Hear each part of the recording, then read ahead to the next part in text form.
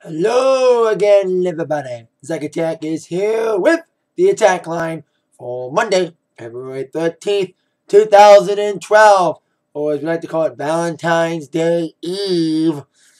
I wish I had a Valentine, but such is life. Alright, before I get into music, I'll talk about movies for a moment, starting with the Valentine's Day weekend, #1 movie, and as many expected, the Valentine's Day movie, The Vowel, is #1. Big week, probably the biggest week of box office I've seen in a long while, despite snow in Michigan and other states.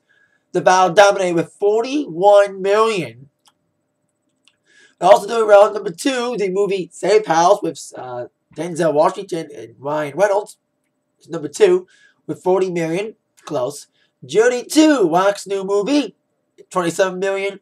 And the reissue of the Star Wars movie Phantom Menace, Episode 1, is #3 with 22 million. Actually, #4 with 22 million, adding to its total. So congrats to The Vow. And speaking of movies, of course, we all know the Oscars are coming up. A movie that should have been nominated for Oscars, in my mind, is a little independent movie called Drive. I saw the movie on Saturday. I rented it on Redbox. And if you haven't seen Drive, it's a must-see. Probably, in my mind, one of the best movies I've seen in a long while. It's with Ryan Gosling. It's kind of an action thriller movie about this guy who's a getaway driver who goes on these weird events. Kind of Pulp Fiction-ish. Very gory. Very realistic because it's an independent movie. It's not some fantasy movie like The Vow. It's fantasy, something we like to live, but Drive's more realistic. And I like Drive's, it's kind of like, it's a thinking man film. You know, if you want to eat popcorn, go see movies like The Vow and those action movies. You want to see a thinking man's movie, you have to watch everything, pay attention to it, watch Drive. Very action-packed movie. Very thinking, there's some good action scenes, but like I said, it's more like a story-based movie. Great story, great music as well. So if you want a good movie that's not all lovey-dovey for this Valentine's Day, I advise you to watch Drive. Should have been nominated for Oscar, especially for Ryan Gosling's performance, for Albert Brooks' performance, and Carey Mulligan's performance as well as the girl in the movie. So, must see Drive. Better than Moneyball. So Moneyball, but I think Drive's a little better. Now on to music. Big weekend, sad weekend, and big weekend. Before I address the Grammys and the Aftermath, of course, we all know this past Saturday, Whitney Houston, in everyone's minds, one of the greatest voices of all time, died at the age of 48, found in a hotel room in the Beverly Hilton, set to appear at the Clive Davis pre-Grammy Gala. Like the Grammys, that gala ran on. There's been a lot of speculation that she drowned in a tub and she was taking prescription drugs and a lot of Xanax and all this stuff. There's so many speculations. This whole death situation, it compares too much to Michael to me. They were both the stories can radioact, and both their stories concur. They're both musical families. You know, Whitney's got her cousin Dion. Her mom Cece's a background vocalist. Michael Jackson, of course, his dad, a politically strictarian about being in music. Both Whitney and Michael started their careers very young. Although Whitney was a little older than Michael. She wasn't 11 like Michael.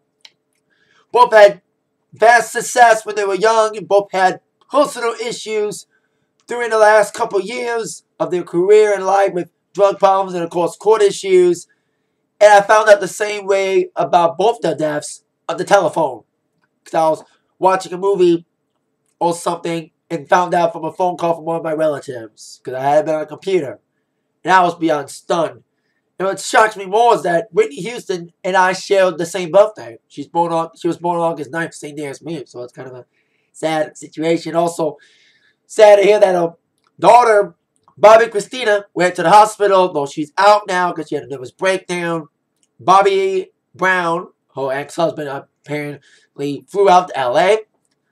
And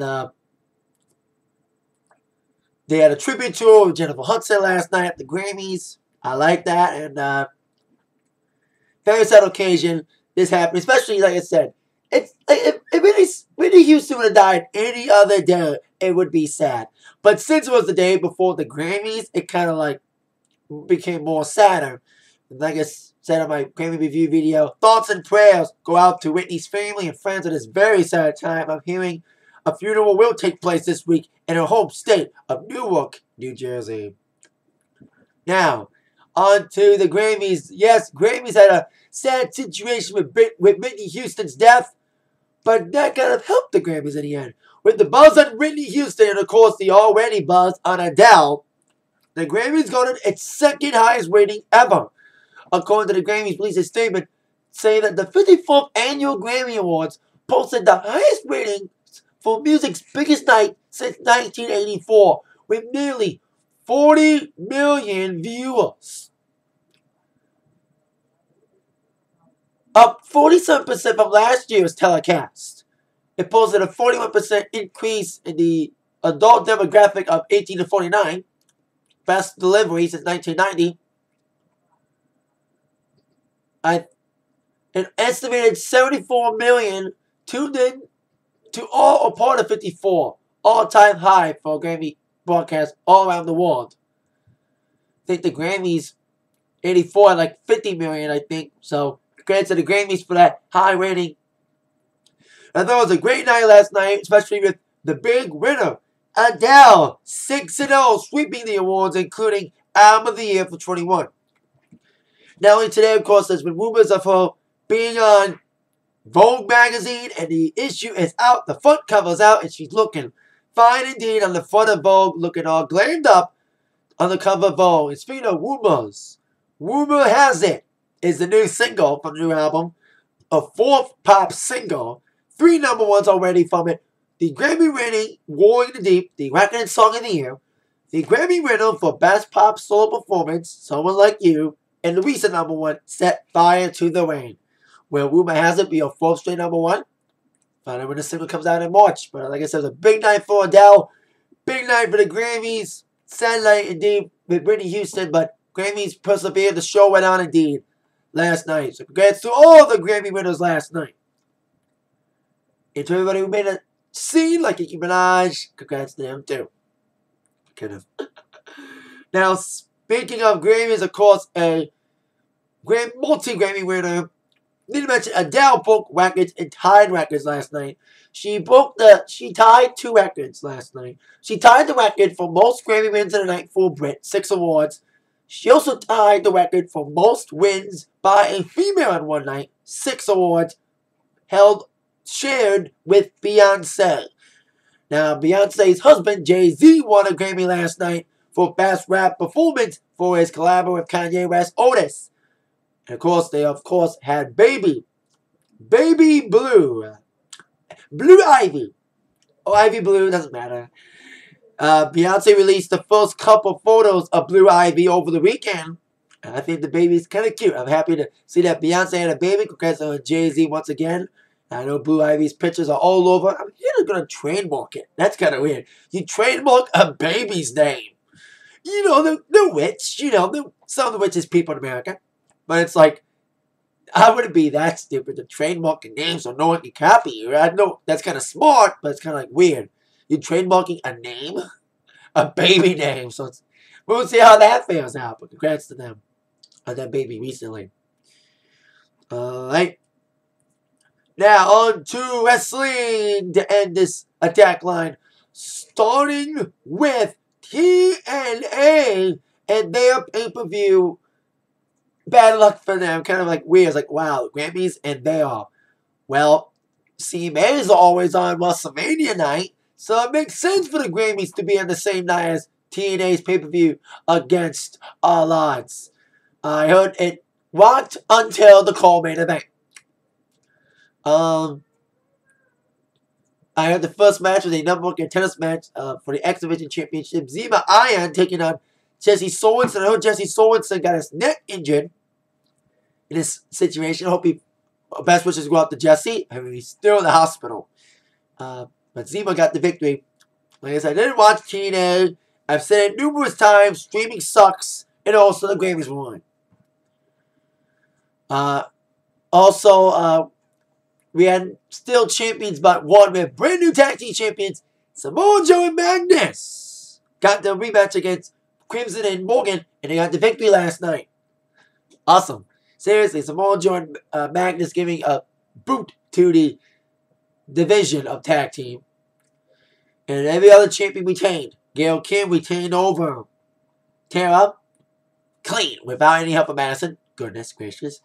Robbie E had an open challenge, and Shannon Moore accepted it. Robbie E got the victory. Like I mentioned, Samoa and Magnus, new tag team champions of the tag team division. And Alex Shelley lost to Austin Aries. And then Ziva Iron will get another shot. Because I mentioned Ziva Iron won a number one contenders match. So he'll probably get a shot against Austin Aries either at the next pay-per-view Victory Road. Hopefully it's not as bad as last year or an Impact. And also, Kazarian beat AJ Styles. With a little help from Daniels a little bit. And yes, still TNA World Champion. The cheap victory. Bobby Roode was the main event. And, but I need to also mention Gunner defeated Garrett Bischoff. I heard it was a screwy situation. We have Hogan and Bischoff in the corners of Gunner and Garrett Bischoff. You know, shit's gonna fly. It's gonna be shitty, and it was. But Gunner winning. Like, Sting was a special, in fact, the main event. Sting was a special guest referee, special guest ring enforcer. Apparently, referee was knocked out. And Sting saw Bobby Roode cheat, but he had to count the 3. So Bobby Roode retained the title, but I may not be that lucky for long. I bet you Sting will do something on Thursday. See what happens on Impact. And to Russo. Yes, Vince Russo's fired, I heard. Vince Russo got fired. So let's see if TNA finally can be good now without that fucking dick Russo. But doesn't matter. TNA will probably still stuck anyway without Russo. Well, we'll see what happens. Against All Odds, I heard it sucked again. It rocked, but it sucked after Hogan. Alright. Now on to WWE and our Wall preview. The final Wall before this Sunday's Elimination Chamber pay-per-view. Top 5 questions that must be answered tonight. Question number 5. Will Rey Mysterio and or Alberto Del Rio return? Now, I'm hearing Alberto Del Rio returned at a Wall House show, but he's still not 100% to wrestle. So I already had an all-wrestling match instead with Sheamus at a house show instead of a real wrestling match. But maybe just Alberto may show up like in a appearance capacity, not wrestling yet. Same for Rey. He may appear too because this is in San Diego after all. So we'll see if either one of them or both appear. Question number 4. What will Joe Laurinaitis do tonight? Now, Joe Laurinaitis, his job was on the line last week. And he's not fired, as we all know.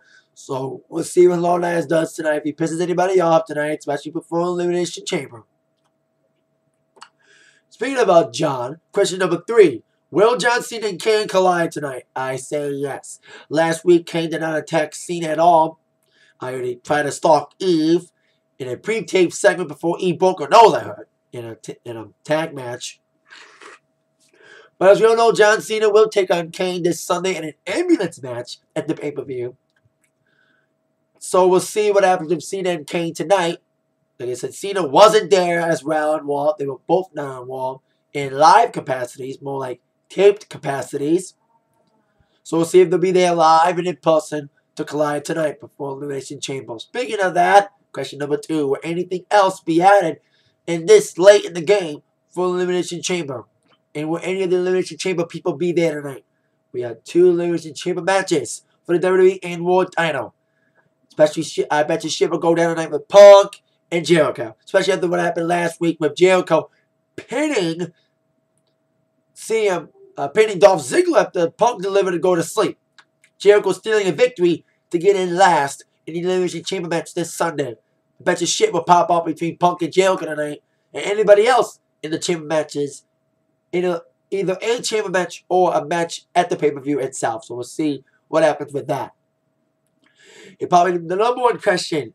What will go down with Triple H, Undertaker, and Shawn Michaels? Now, last week, Triple H addressed the whole Undertaker situation from 2 weeks ago. And Triple H said no to Undertaker's challenge at Mania 28. But Undertaker wouldn't take no for an answer. He wants revenge for what happened because Triple H doesn't want to remember Taker as the guy who got carried out. And Taker didn't want that to be what people remembered. So we'll see what happens with them too, especially with the appearance of Shawn Michaels. Been a lot of rumors about Shawn Michaels being the special guest referee or maybe a special guest enforcer at the rumored match at WrestleMania 28. We'll see how the storyline pops off as we head towards WrestleMania and also, more specifically, the Elimination Chamber match in the pay-per-view itself. What will happen? Find out tonight on Monday Night Raw at 9, 8 Central on USA Network. That is it for my Atakline. See you all later for my Raw review tonight. Thank you very much. You've been attacked by the news from Zach. Thank you all very much. Have a great night. See you all later. Yeah.